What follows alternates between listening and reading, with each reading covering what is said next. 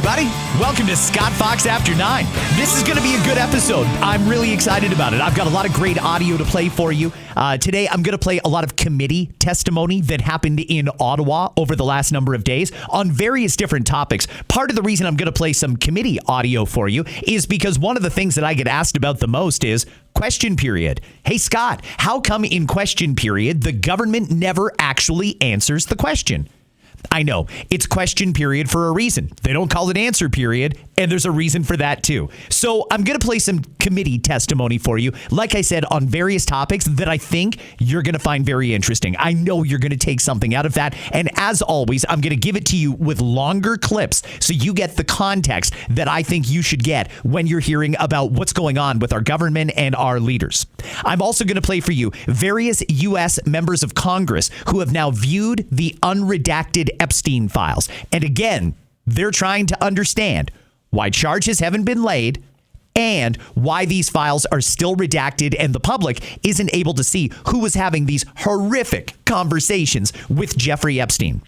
I'm also going to do an announcement, and I want to give you a bit of a backstory on that announcement before I get to it. Last week, I told you that on Tuesday, today, I would have an announcement for you. And the outpouring of support before I even announced it has been nothing short of unbelievable. I'm actually blown away and I'm humbled. You, the listeners of this podcast daily, you're part of the reason that I keep going. You know, there's some days when I think, I'm exhausted. I just finished a morning radio show and I'd love to just go home like the other morning radio hosts. But no, I do this podcast every day because I have an amazing audience that grows daily across Canada. And there's been a lot of speculation about what I'm going to announce today. Some people speculating that I am moving to another radio station. Somebody said, Scott, I know what it is. You're going back to Z1035. I can tell you right now that is absolutely not the announcement. It's something much more political in nature, and it's something that I've wanted to do for a very long time. I'm not actually going to do the announcement now. I'm going to do it at the end of the episode because, hey, that's what us radio folks do. Part of our job is to keep you listening longer. Now, in a podcast form, there's not a whole lot of need for that, but I'm still going to stay true to my roots. I'm going to do that announcement towards the end of this pod. If you tuned in just to hear what the announcement is, feel free to fast forward right to the end. But no, you're going to be missing out on some great stuff. End of the episode, I'll make it. I just want to temper expectations a little bit. While I am going to make an announcement that is substantial, I know many of you are still going to have more questions, and I don't want you to think that I'm leading you on or stringing you along or anything like that. But there's just certain things that are happening behind the scenes that I can't quite tell you about yet. So I'm going to do the announcement at the end of the episode, but just temper your expectations a little bit. I've had people message me, Scott, are you running for Prime Minister? No, I'm not running for Prime Minister. We have a Prime Minister and we've got a great candidate who wants to be Prime Minister in Pierre Poilievre. I am not going to be doing that, but it is something in that realm. So I hope you'll keep listening. This is going to be one announcement in a series of many that are going to happen over the next couple of months. So again, if you're interested, that'll be at the end of the pod. I want to start off today a little bit lighter, still talking about the Super Bowl. It is amazing to me how many people are going out of their way to try and challenge anyone who says they did not enjoy the Bad Bunny performance. And if you missed my review yesterday, I thought it was fair. If I'm being honest, I thought it was fair. There was nothing political about my analysis. I talk about every Super Bowl halftime show, and I point out when they're good, and I point out when they're not so good. And my opinion is that Bad Bunny was good, but not great. I think there's a lot more he could have done. And I think given the fact that his music isn't particularly familiar, given the fact that he is on that super-sized stage, the halftime show at the Super Bowl, you don't get a bigger moment. I thought it was just sort of an average show. You know, if he'd done that on a stadium tour, great. If he'd performed like that at the Grammys, good for him. But you got to go all out for the Super Bowl halftime show. And I gave a very fair review. It is amazing to me how many people have messaged trying to change my mind. Oh, but Scott, did you see this? Oh, but did you understand the story behind it? Yeah, I know the story behind it. I did watch the show. And frankly, I just didn't find it all that exciting. Nothing about it made me want to jump up and dance. I love Spanish music. It's great. I don't understand the words to most of it, but I can still appreciate a good song and a great beat. I just don't get that vibe from Bad Bunny. There's a couple of things I want to play for you. Number one, and I don't do this very often, but I'm going to give credit to Jimmy Kimmel. Even Jimmy Kimmel can acknowledge people have gone a little over the top trying to make this performance that happened on Sunday at the halftime show political. Listen to Jimmy. This was last night.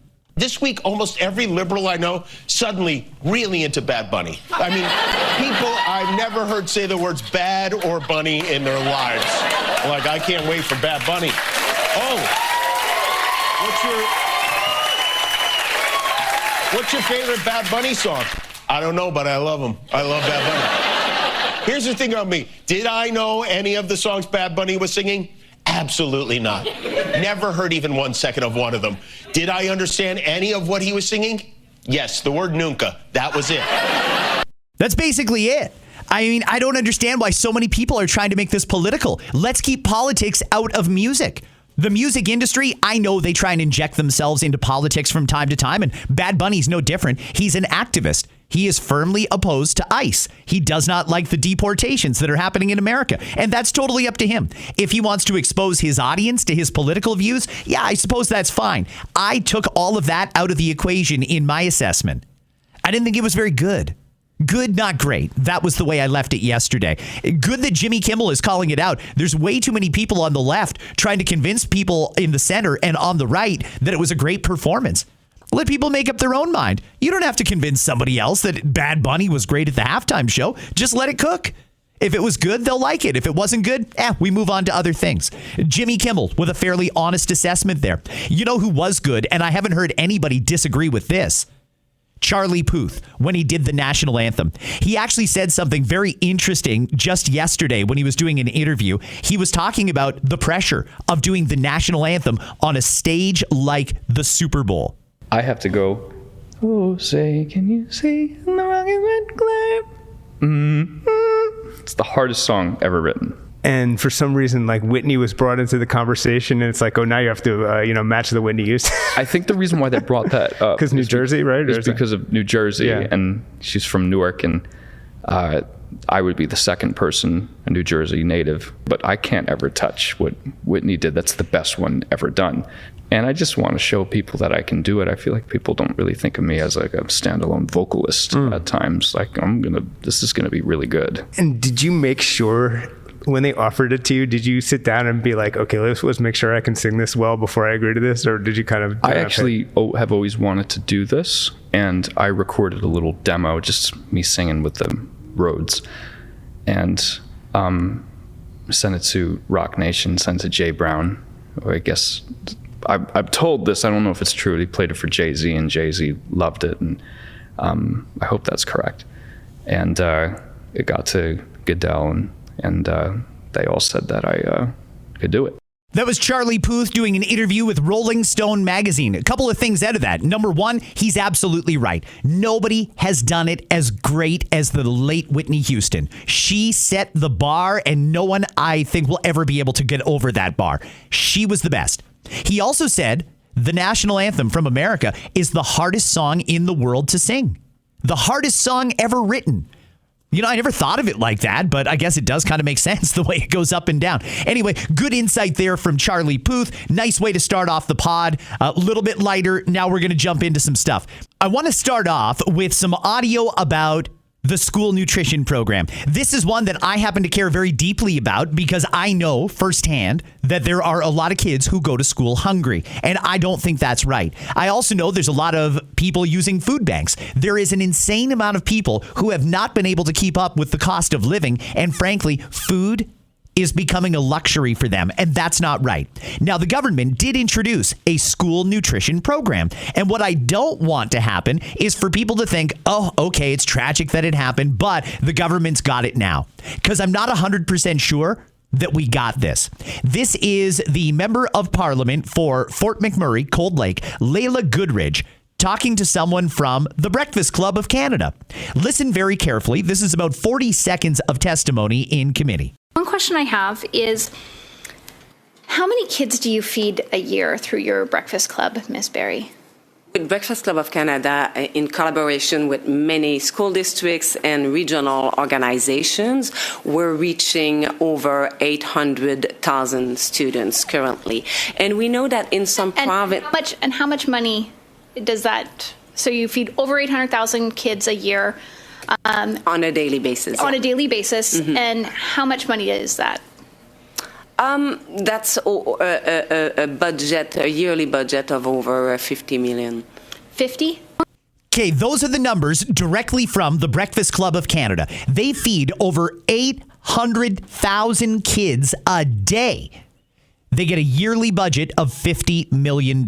And by the way, the Breakfast Club of Canada does great work. There's other food banks and food sources like Halton Food for Thought and more that also do great work. Very similar.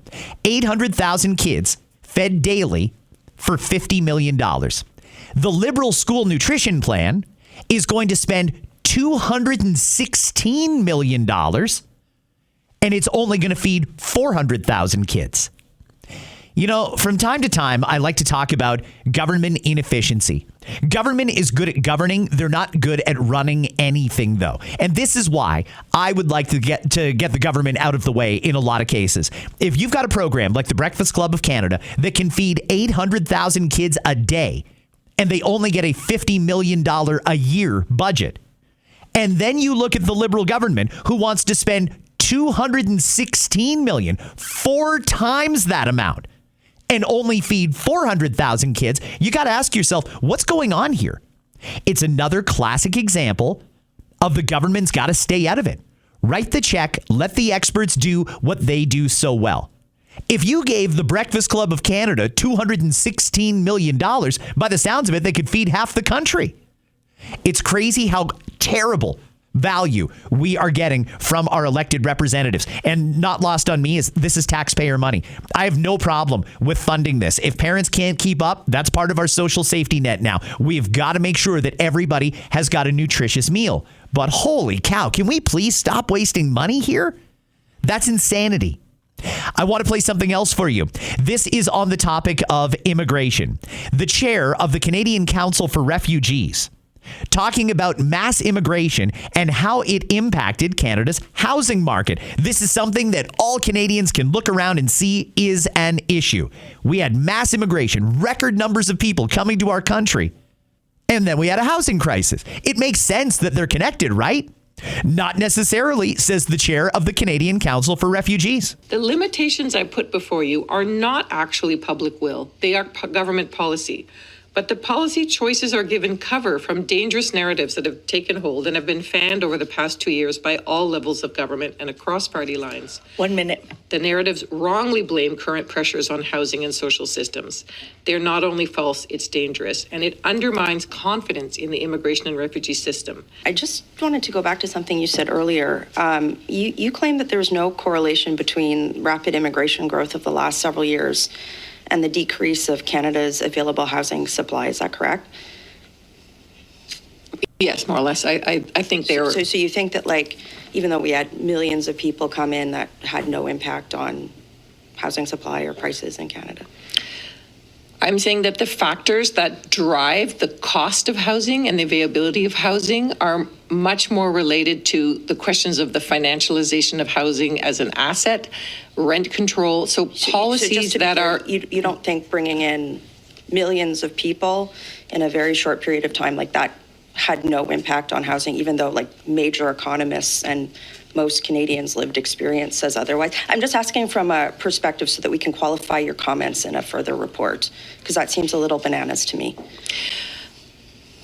So I appreciate that there's a sort of a natural logic of input supply must have an immediate effect on demand. And I am sure in specific markets that there are... I have left.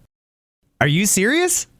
By the way, the other voice you heard there was Michelle Rempel-Garner, a fantastic member of Parliament from Alberta. She is great. And I believe Michelle now has a podcast too. I haven't heard it, so I don't know if it's good or not, but I'm certainly a big fan of Michelle and the work that she does. How can the chair of the Canadian Council for Refugees honestly claim with a straight face in parliamentary testimony that mass immigration had no impact on the housing market, saying it's a dangerous narrative? That doesn't even make sense. It's completely crazy. Good on Michelle for calling her out. While I'm doing committee testimony, let's continue with the Standing Committee on Citizenship and Immigration. The current state of immigration is possibly the country's worst public policy failure in a century. Can you elaborate on how the Liberal government's failure specifically destabilized Canada's ability to provide housing and healthcare? Well, I don't know if I can help on specifically housing and healthcare, but in general, there are large numbers. We were just talking about permanent residents, and we were going up towards 500,000. But that's only a small part of the picture. And the way that happened from right after the pandemic period, there's a huge explosion in various categories of temporary residents. We were never really even told about that. We couldn't plan for that. Okay. And when I'm saying 2-3 times more than the permanent residents. So it doesn't make sense to talk about immigration in Canada by focusing just on permanent residents. Just that little simple point, but it has huge implications because we're talking about many more immigrants, temporary residents. Now, you've also argued that letting in so many people into the labor market and low-skilled jobs have actually lowered GDP. So, similar question: how does this touch upon youth unemployment? 20 seconds. Right. Well, what happens if you're bringing a lot of temporary residents, students who then are working, so they're taking the kinds of jobs I would want to have if I'm 16, 17, 18. I'd want to work in a fast food restaurant as I did. I'd want to do these things. And if your competition is a lot of people from poorer countries, as a discussion paper from the Bank of Canada was telling us, poorer countries bring certain kinds, lots of younger people. They're studying, but they're not really studying. Thank you, Professor Barositsky, and thank you. Yeah, I'm not entirely surprised that the committee chair cut that off because it wasn't looking very good for the governing Liberals there. That was Member of Parliament Kostas Menakakis, I believe is his name, Member of Parliament for Aurora Oak Ridge's Richmond Hill. It's obvious what happened here. I don't understand why we can't just acknowledge, hey, when you let mass amounts of people come to our country, there's going to be consequences. It's a pressure on our social safety net. It impacts the housing supply. It impacts GDP, and it impacts the ability, particularly for young people, to get a job. We shouldn't be afraid to talk about that. We need to figure out exactly what went wrong and make sure that that never happens again. While I'm doing committee hearings, let's continue down this road. Another member of parliament that I'm a big fan of is Michael Barrett. Here is him with the Standing Committee on Access to Information, Privacy and Ethics. This time around, he's questioning someone about expenses at the Canada Revenue Agency. Listen to this. I have a bunch of questions. They're going to be brief. I appreciate that it's a complex topic, but I'd ask if you could keep your responses equally brief. The first thing I'd like to just touch on with you is the Canada Revenue Agency developed Charlie the chatbot, and Charlie the chatbot did a really bad job. And his reliability, or its reliability, certainly did not meet minimum service standards or the expectations of Canadians who have to get it right to the penny when they deal with CRA, but the chatbot didn't even get it right half of the time with the advice it gave. Do you have are you drawing from this lessons that you are going to apply to the use of AI in its rollout across the federal public service or the government? Yeah, I appreciate the question. I'm obviously aware of how our government is scaling the use of AI across departments and agency. There is an effort to drive transformation across government and support a more efficient public service so we can serve Canadians better. And of course, AI is meant to serve public servants, and we have CanChat and GC Translate. I will say that the Treasury Board Secretariat has a public register of hundreds of government uses of AI. When something is not functioning as it should, obviously there are specific measures to make sure that action is taken to serve Canadians more accurately and in a better fashion. Absolutely. So Minister, but just for clarity, this cost taxpayers $18 million, and 66% of the time it provided incorrect information to tax filers. Acceptable, unacceptable? I think every moment the government serves Canadians, Canadians demand the highest standards and the highest form of efficiency. And I will say I know the Treasury Boards and PSPC has rigorous regulations and rules about how they procure and the standards, and absolutely meeting the high standards is the expectation of Canadians in any department. And so, working to improve that is core. Minister, you'd say 34% accuracy is not acceptable. I would say the goal for any use of any technology is to make sure that we serve Canadians with the highest accuracy level and the highest efficiency. I mean, that's Evan Solomon. He's a smart guy, former journalist, and he's got himself tied up in a whole bunch of different things. He's got his fingers in a bunch of different cookie jars. Evan knows how to answer that question. He won't answer that question, and that's wrong. We have a right when we're paying these people over $300,000 a year to expect a little bit of accountability. And what you're hearing, or what you just heard, was not accountability in any way. It's extremely frustrating that this government will not address very simple things. While I'm playing committee testimony, let me play just one more for you. The member of parliament for, I believe it is Newmarket Aurora, Sandra Kobena, very effective member of parliament. She does great work for her constituents, and she's great in Ottawa. She was questioning Mark Miller. Mark is the Canadian Minister of Canadian Identity and Culture and the minister responsible for official languages. This is a wild exchange on a bill that I think all Canadians should be concerned about. Listen to Sandra talking to Mark Miller. Why should one minister, individual minister, be allowed to bypass 150 years of Canadian law and exempt a person or company of their choosing? Yeah, look, that may be your view, but I don't think that is what's happening. Well, that's how it's written. It doesn't say people are being exempted from 150 years of law. It says from any federal law except the criminal code. Right. There's no mention of years or... It's any federal law except for the... So it's any federal law that has been passed over the last 150 years. Right. I'm not going to parse this out with you. So just to be clear, you don't need it to do your job, but you want to keep it nonetheless. I think it's helpful to have. Do you see the potential of abuse, though, in that companies or people will have to lobby you personally and not care about the law itself? No one's asked me to overturn any laws. You would have the ability to.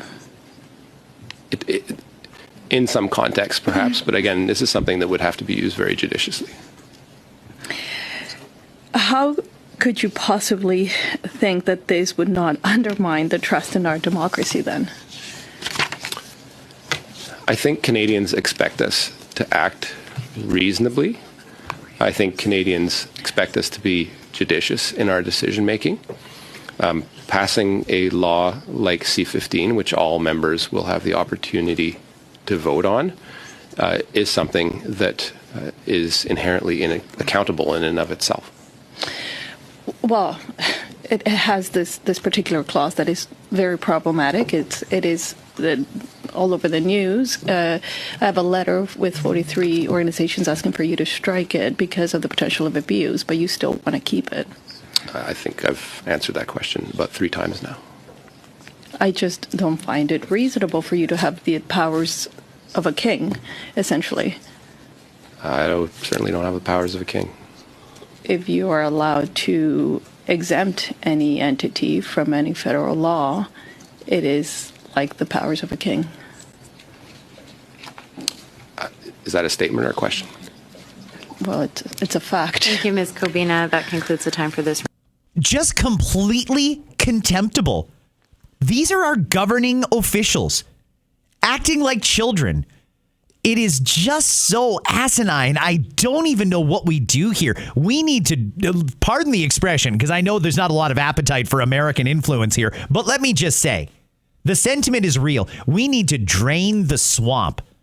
This is contemptible. I'm shocked. Bill C-15 is what they were talking about there.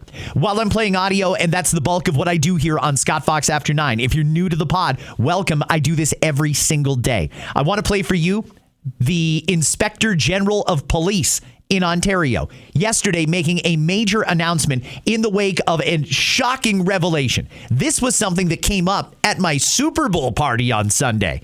You know, I figured we would be talking about politics. I didn't think we would be talking about corruption in the Toronto police force, but at least 7 cops have been charged for organized crime and corruption-related charges. That's an insane number. We're not talking about one bad apple. We're talking about multiple. We've got a chief of police that refuses to resign over this. And frankly, we don't understand how deep the rot goes in the Toronto police. But rather than just keep the focus on Toronto police, the Inspector General came out yesterday and widened the probe. Listen to this. A complex and ongoing criminal investigation into organized crime and corruption, which uncovered serious allegations and led to numerous arrests of current and former Toronto Police Service officers and suspensions of officers from other police services. Serious allegations that have struck at the trust people place in their police services. Police officers intent on criminality also may not confine themselves to a single police service. By moving between organizations to evade detection, their conduct follows them, meaning weaknesses in oversight or standards do not remain isolated to a single organization or community, but can, if left unchecked, undermine the entire system. If there are vulnerabilities within the systems currently in place in Ontario's policing sector or in the standards that it must adhere to, it is essential that they are identified so meaningful, system-wide improvements can be made. Rebuilding public trust also requires more than words. It requires action. And that is why today I am announcing an independent, province-wide inspection into the ability of Ontario's police services and boards to prevent, detect, respond to, and fortify their organizations against corruption and ensure integrity. Okay, that was a little bit of the Police Inspector General. Listen, a bit of good and a bit of bad. Yeah, absolutely. They need to do whatever they have to do to restore public trust, because right now I think public trust in the police is at an all-time low, and that is heartbreaking. Here's the issue here. This was a Toronto issue. York Region Police had to arrest Toronto cops on extremely serious charges. These cops, at least 6 of them, suspended without pay, and they don't do that very often. There is a massive problem in the Toronto police force here. I have no problem with looking into how we do things, to doing a review. That's a good idea, best practice in just about any industry. We should always be looking to improve on what we're doing. But here's the thing. This Toronto police scandal is fresh. We know the issue is in Toronto, for sure. When he comes out and announces, we're going to do a province-wide review on policing, okay, fine. But you're kind of taking the heat off of Toronto police. And frankly, Toronto police have a hell of a lot to be accountable for. A hell of a lot. By widening this to every police force, putting all 45 police forces through this level of scrutiny, not saying it's not necessary, but it's not necessary right now until we get to the bottom of how deep the rot is in Toronto police. That's why all of this is happening. Toronto police have got an issue. Is there corruption in other police forces? Maybe. But let's not get too far ahead of ourselves, and let's not deflect blame from Toronto police. And that's where the blame lies right now. Toronto police. Right now, in announcing a province-wide review, it kind of paints all cops in a bad light. And that's certainly not true. And it's also not true of all cops in Toronto. But this is where the problem started. That's where 7 cops and former cops are facing serious criminal charges. You investigate down to the last letter what's going on in Toronto police. Then you can expand it province-wide. But I want a detailed investigation of how the hell this was allowed to happen with Toronto police. My biggest concern here is distrust in the police. I've got a lot of time for them. I've got some really close friends that are police officers that put on that uniform every single day, and they operate with the highest level of integrity. And these bad cops put a bad name on all of them. Dragging every single cop in Ontario through this review? Hey, we might be able to get there. Maybe we need to get there. Maybe. But don't let that deflect from the fact this is a Toronto police problem. And who's at the top of Toronto police? Chief Myron Demkew. I'd like to begin where the chair began and is acknowledge the Inspector General and thank the Inspector General for responding to our request to conduct an inspection. And as you all have heard, it is an inspection that is sector-wide.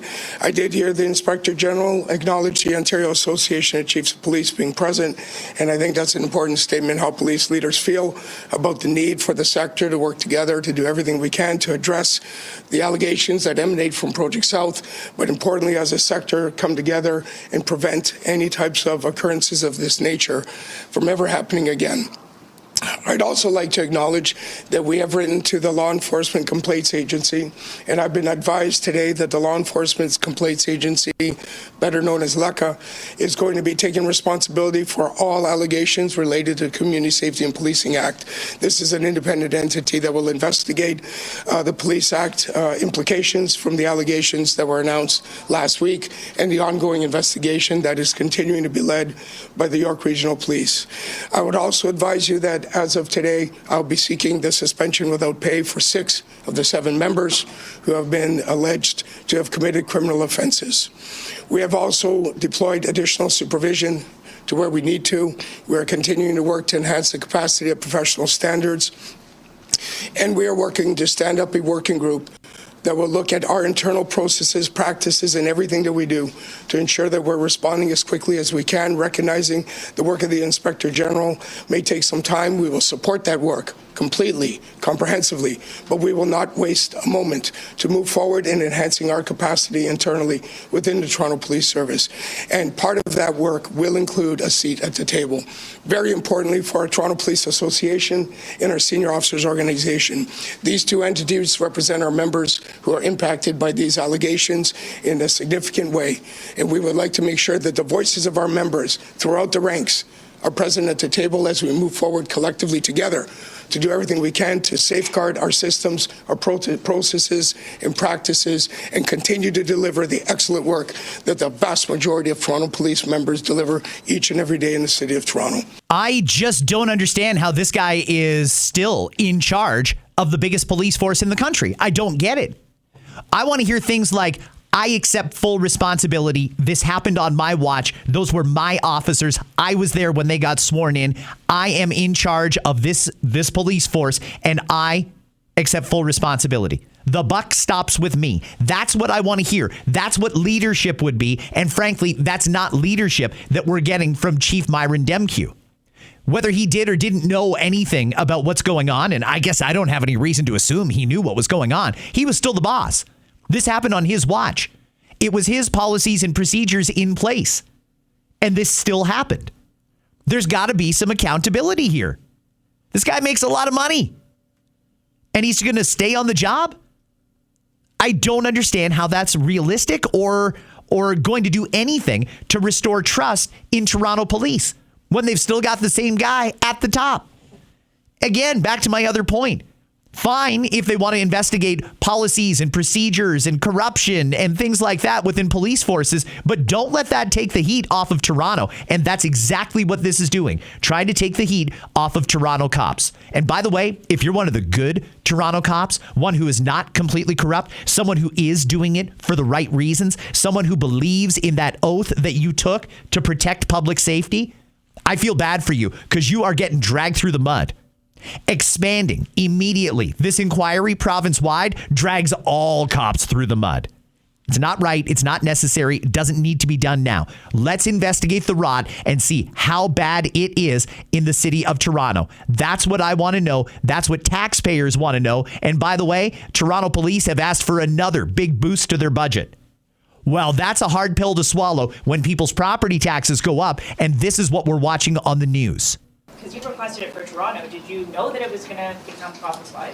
Well, I'd want to listen. The decision of the Inspector General is the Inspector General's decision to articulate. I will simply say that I welcome the Inspector General's approach to doing this as a sector-wide issue. I think, it's very readily available when you.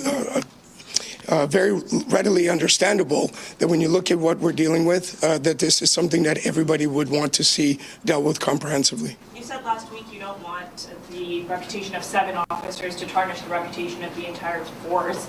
How do you think a review like this will affect the morale of your officers? Well, listen, I think when you talk about morale, that goes beyond the role of the Inspector General. The reality is the allegations themselves impact morale, and our members have made that very, very clear, that they feel very strongly about their commitment to serving this city in the best way they possibly can, and they made it clear that these people do not represent who they are.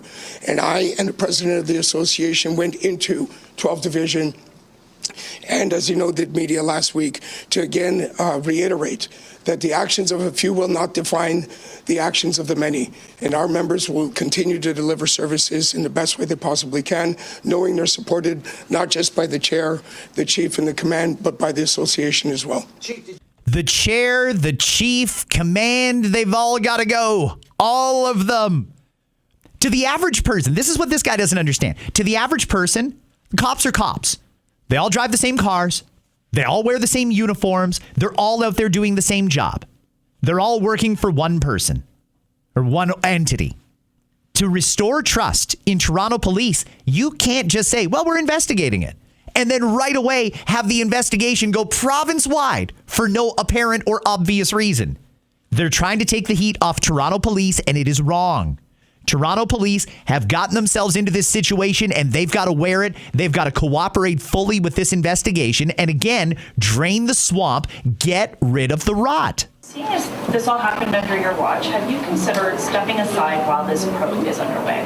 No, I've not. At this point, I will tell you my commitment is to leading the over 8,000 members of this organization who each and every day do an exceptional job serving the city of Toronto. My job has been for some time and will continue to be to support the internal investigations conducted by York Regional Police and now others. And I'll continue in that work in this position. It never even crossed his mind to step down? Has he lost his mind? I just don't know what to do with that. I mean, honestly, I believe in accountability.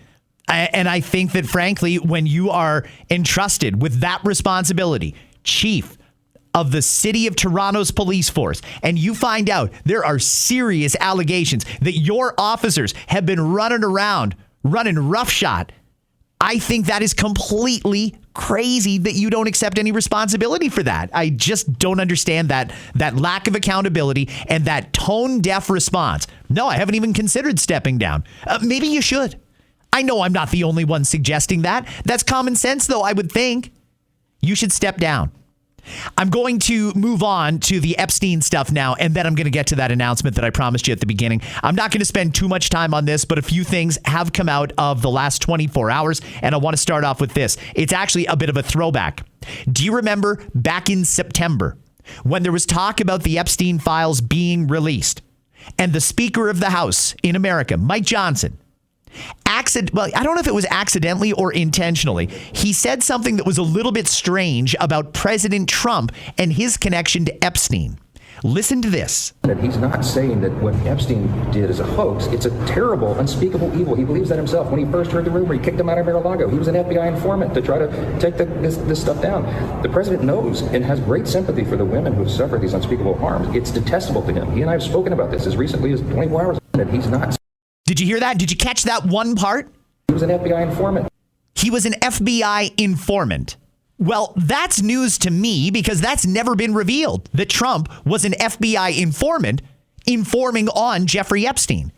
Sure enough, the latest round of documents to get reviewed out of the Epstein files certainly indicates it was Donald Trump that called the FBI, and he specifically wanted them to investigate Ghislaine Maxwell.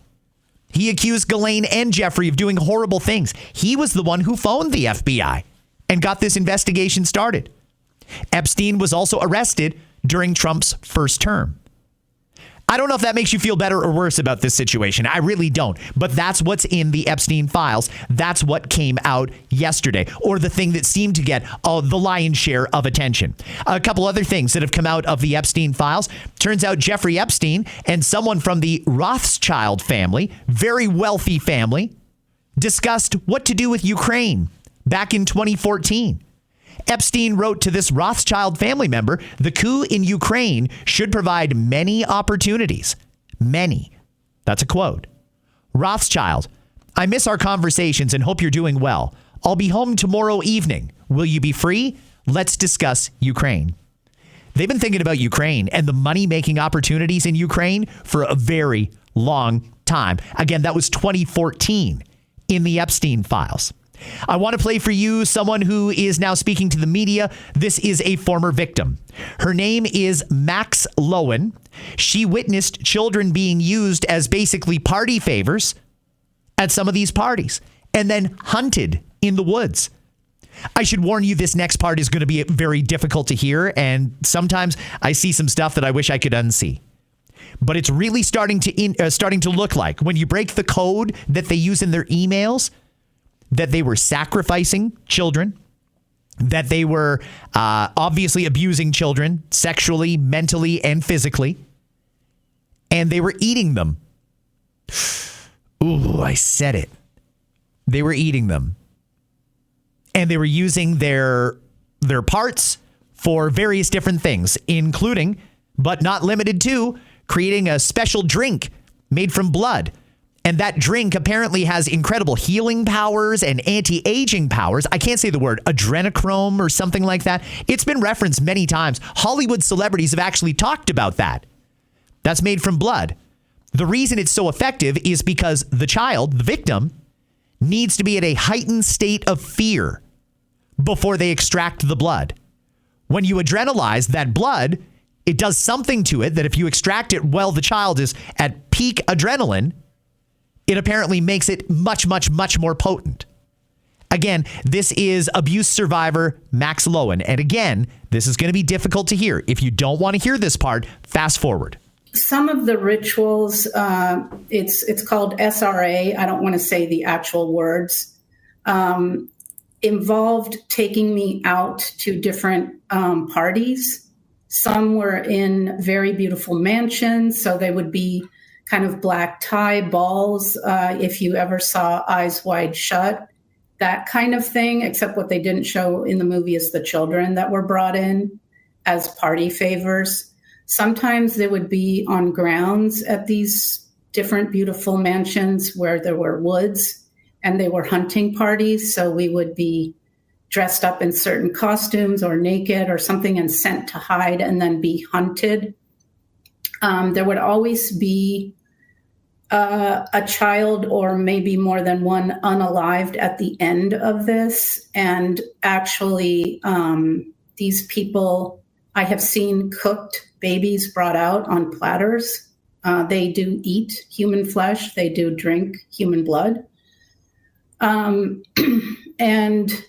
sometimes the rituals would also be outdoors. So there would be like a gang violation ritual with a bonfire where I was drugged so that I was fully conscious but couldn't move my body at all, even my mouth. I couldn't even scream.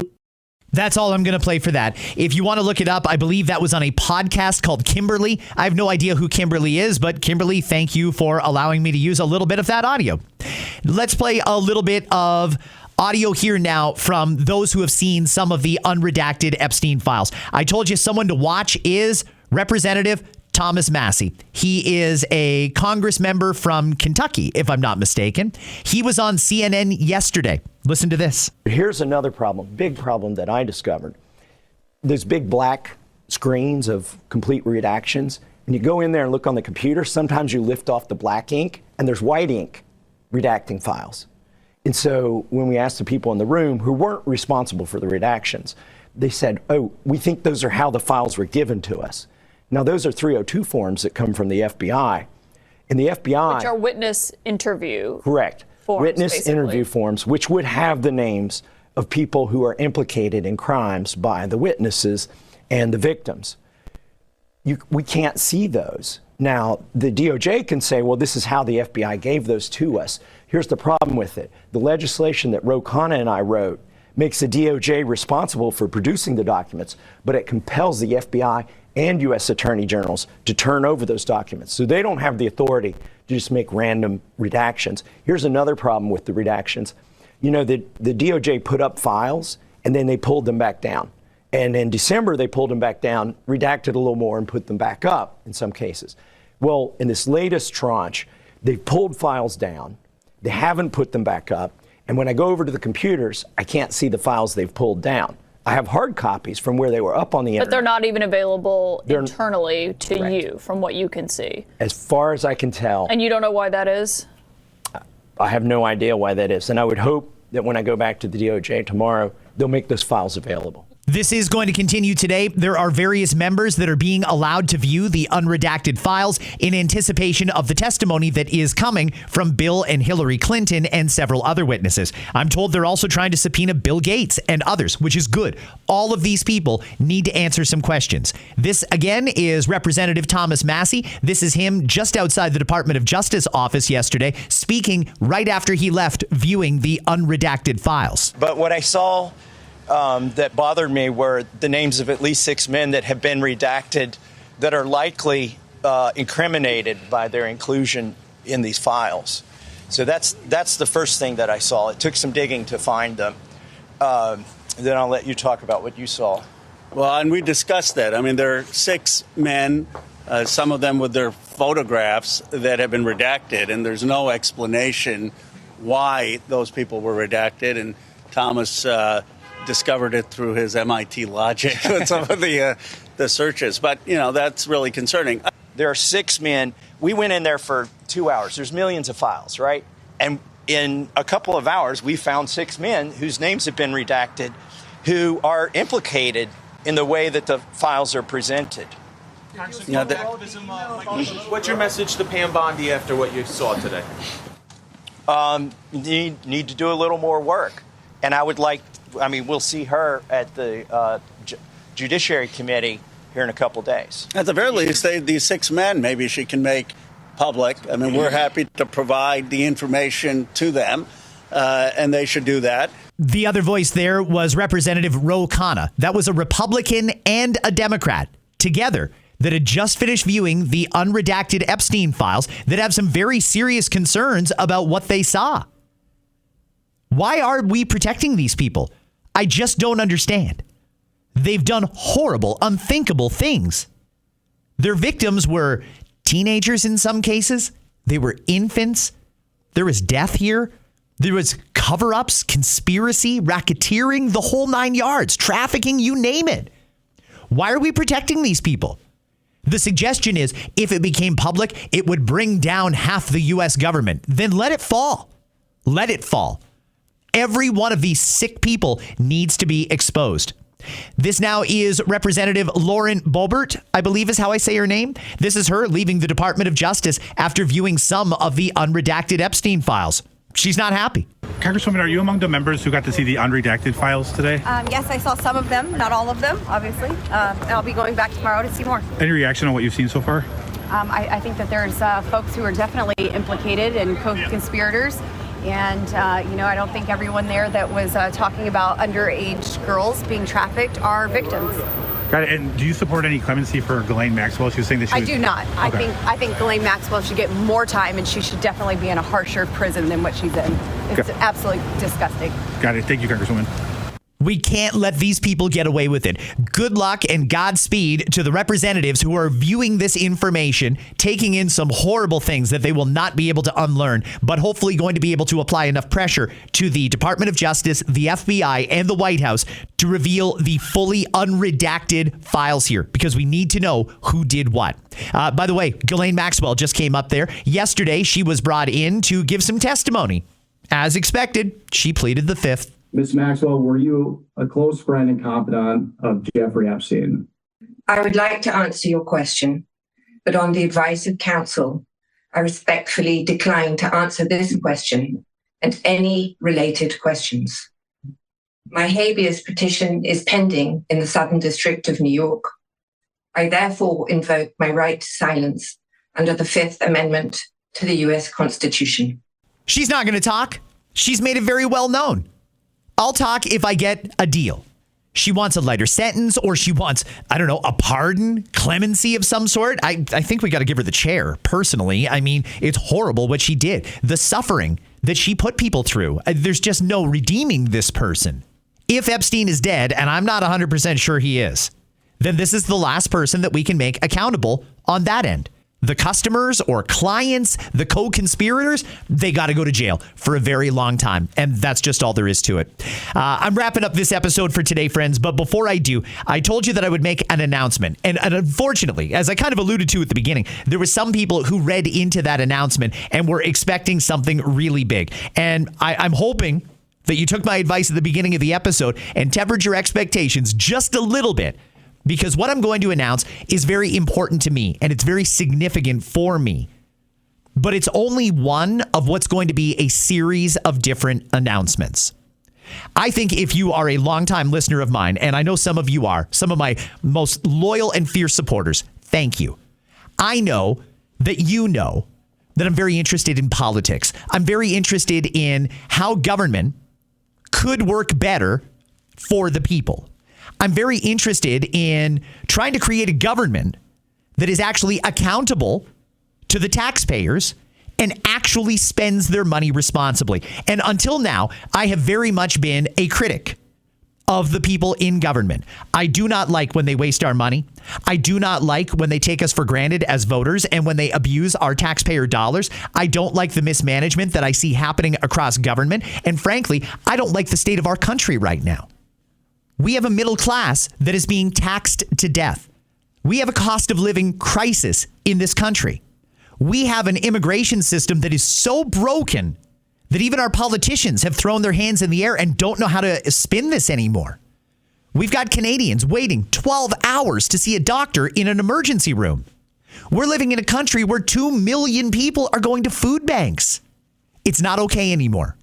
And while I do love doing what I do here every single day, sitting in this podcast, bringing you the news of the day with all of the context and clarity that I think you need to be fully informed on what's going on with our government and the situation our country finds itself in. I'm not going to stop doing that, by the way, but I know that there's more that I can do. I have 2 great kids that have already graduated from university, and they are well on their way to amazing careers and likely families of their own. I got 1 more at home, and he is a senior in high school, and he too is going to be moving on to post-secondary next year. So I'm essentially an empty nester. I'd always told myself, when the time is right, I'm going to run for office. But I always found a reason that it wasn't the right time. You know, it went from the kids are too young and I can't be on the road that much to, well, now I'm coaching their teams and I'm driving them to tournaments and all that sort of thing. And I've always found an excuse to keep myself on the sidelines, just doing what I do now, a critic. And I think that there's a role for critics, not just myself, many of them. We need to hold our government accountable. There's a role for people that do what I do. But I feel like there's more that I can do. So, after a long reflection, I have really wrestled with this decision for a long time. And when I asked myself, why am I so unsure about this? I realized it was an insecurity. I realized I was nervous, even though I'm a public performer and I do this every day.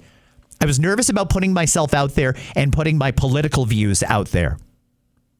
Well, I've got to stop being nervous because I either care or I don't, is the conclusion I came to. And frankly, I care so damn much about what is going on in this country, and I want to know what more I can do.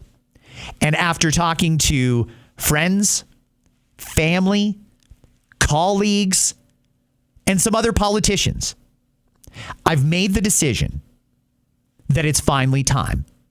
I'm going to put myself out there. I'm going to come way out of my comfort zone, and I will, in my unapologetically conservative way, be coming to the voters and asking them for their vote.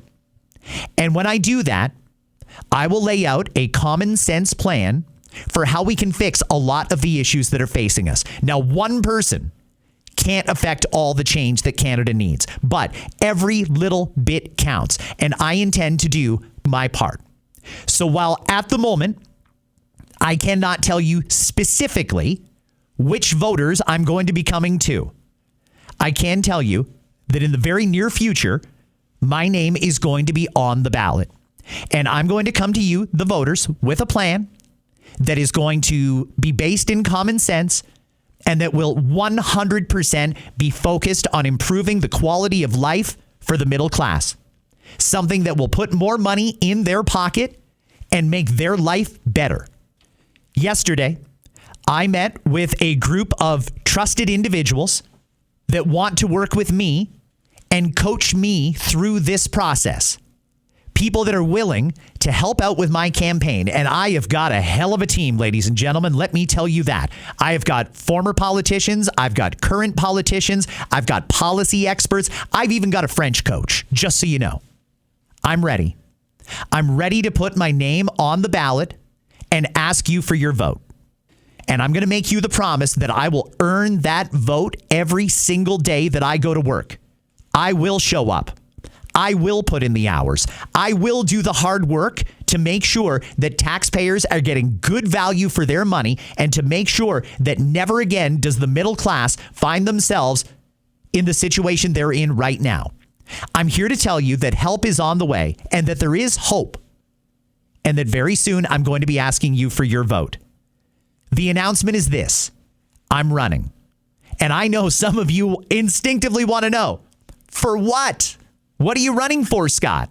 Again, I'm not going to give away that tactical advantage yet, but I've got an incredible team behind me and it is growing every single day. And I'm going to come to you with a good plan, a solid plan, a manageable plan, a reasonable plan, and a realistic one. And I'm going to try and set the tone and lead by example and show these politicians that don't respect you, they don't respect your tax dollars, they lie to you, they gaslight you. I'm going to show you that there's another way. So announcement 1, I'm running. The next announcement, what I'm running for. The announcement after that, where. That's all coming soon. And by the way, you're going to play an integral role in this. If you're one of my primary listeners, someone who never misses an episode or someone who checks in regularly, I appreciate the hell out of you. Thank you.